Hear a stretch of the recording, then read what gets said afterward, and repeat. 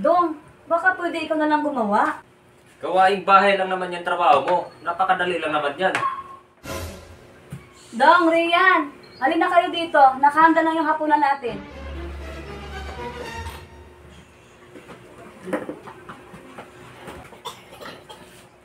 Niyaw na bangus na naman. Saan yung sausawan?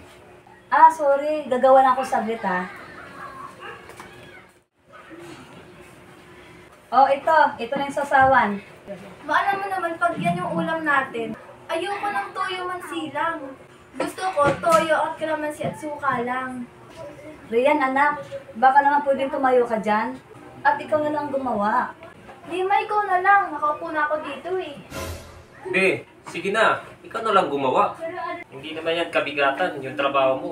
Nandito ka lang naman sa bahay. O sige na nga, gagawin ko na. O, ito Rian, anak. Be, pabot na lang pala ng tubig at saka tissue. Dong, baka pwede ikaw na lang gumawa. Paalis na ako eh. Magkikita kami ng nanay ko. O siya, sige na nga. Ako na lang kukuha ng tubig. Dong, ito na ang tubig. Hindi ko alam kung mabubuhay ko yung dalawa kung wala ko sa araw na ito. Gawaing bahay lang naman yung trabaho mo. Napakadali lang naman yan.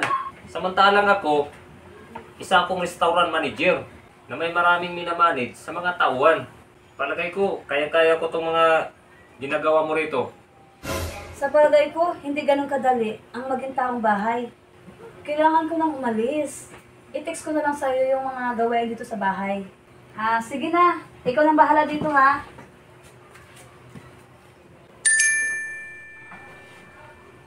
Ito yung text ni Lovely. Mga ginagawa niya araw-araw. Pa, malilit na ako papuntang school. O siya, sige. Alis na tayo. Teka lang pa, wala pa akong baong pagkain. O siya, sige. Ipaghanda kita. Ganito pala gawain ni Lovely. Ngayon, mag-grocery pa ako.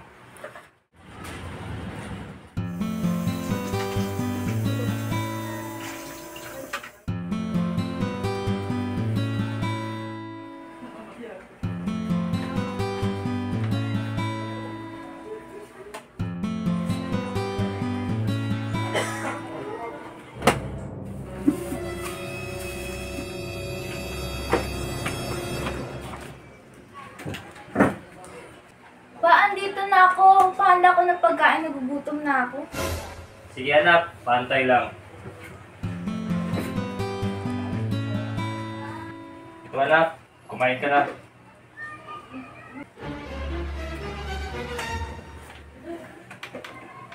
Pa, asan yung kutsara at tinidor?